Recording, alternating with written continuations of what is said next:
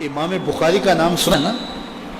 اللہ اکبر، رسول اللہ کی 6 لاکھ حدیثیں زبانی یاد تھی امام، اللہ اکبر۔ اور آج امام بخاری کی کتاب صحیح بخاری، اصح الکتب بعد کتاب اللہ، کتاب اللہ کے بعد سب سے صحیح کتاب بخاری شریف، آج دنیا اسے چومتی ہے، ختم بخاری ہوتا ہے، یہ امام بخاری کی جمع کرتا ہے۔ امام بخاری سفر پہ جا رہے تھے اور امیر آدمی تھے، 6 لاکھ اشرفیاں اس زمانے میں آپ کے پاس تھے، یہ چھوٹا سرمایہ نہیں تھا، کشتی کا سفر تھا۔ کسی شخص نے دیکھا کہ ان کے پاس 6 لاکھ اشرفیاں ہیں، اس نے سوچا عالمانہ وضع قطع ہے، پگڑی ہے، جبہ ہے، تو یہ اتنی اشرفیاں تو کسی تاجر کے پاس ہونی چاہیے، تو یہ ایک عالم کے پاس اتنی اشرفیاں ہیں۔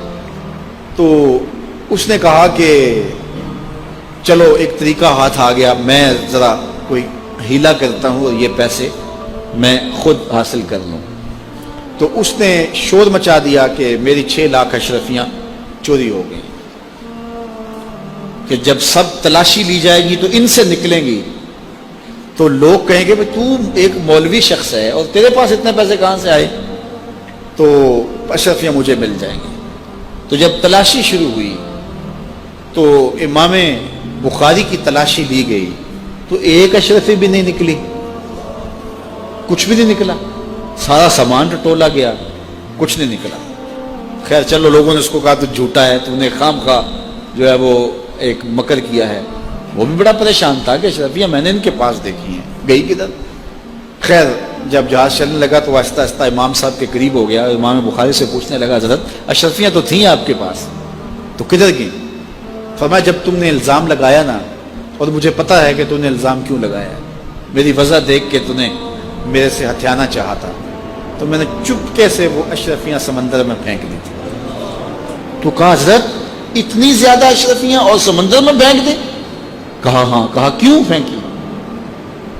تو حضرت امام بخاری فرمانے لگے کہ اگرچہ وہ اشرفیاں میری تھیں، میری ملک تھی، اور تو نے اگرچہ یہ شور کیا تھا لیکن ایسے مجھ سے لے بھی نہیں سکتا تھا، لیکن ہو سکتا تھا کہ کوئی ایسا فیصلہ ہو جاتا اور اشرفیاں مجھے تجھے دینا پڑتی، یا کوئی آدھی آدھی کر لیتے یا کچھ ہوتا، تو اب میری وضع عالمانہ ہے اور میرے اوپر لگ جاتا الزام چوری کا، اگرچہ میں چور نہیں ہوں لیکن لگتا تو الزام، قیامت تک لوگ میری حدیثیں قبول نہ کرتے کہ اس پہ تو چوری کا الزام ہے۔ تو کہا میں نے اپنے کام کو محفوظ کرنے کے لیے اشرفیاں قربان کر دی، اتنی اشرفیاں صرف اپنے کردار کو بچانے کے لیے، اور ہم ٹگے کے لیے، چائے کی پیالی کے لیے دین بیچ دیتے ہیں، اور پھر کہتے ہیں آج علماء کی قدر کیوں نہیں ہے؟ میاں قدر ہم نے خود بیچی ہے، ایک ہی چیز ہے، یا پیسے لے لیں گے یا قدر لے لیں گے۔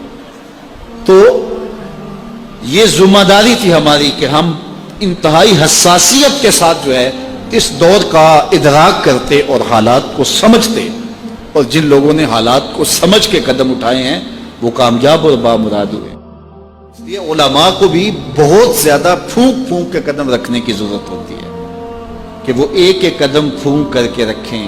اعلیٰ حضرت نے کتنی خوبصورت بات کی تھی اپنے زمانے میں، آپ نے علماء کو جو نصیحتیں کی اس میں ایک نصیحت کی، آپ نے کہا علماء لوگ تمہیں دیکھ کے دین کے قریب ہوتے ہیں اور تمہیں دیکھ کے دور بھی ہو جاتے ہیں۔ کہا کہ اگر تم نے سنن غیر موقدہ کو چھوڑ دیا تو لوگ سنن موقدہ چھوڑ دیں گے، اور اگر تم نے سنن موقدہ کو چھوڑ دیا لوگ واجبات چھوڑ دیں گے، تم نے واجبات چھوڑ دیے تو لوگ فرائض چھوڑ دیں گے، اور اگر تم نے فرائض چھوڑ دیے تو لوگ کہیں دین نہ چھوڑ دیں۔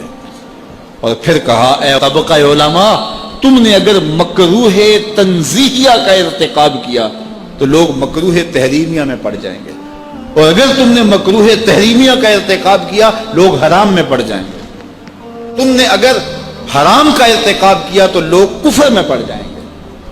اس لیے علماء کو آج کے دور میں نہیں، ہر دور میں اپنے کردار کو بڑا صاف رکھنا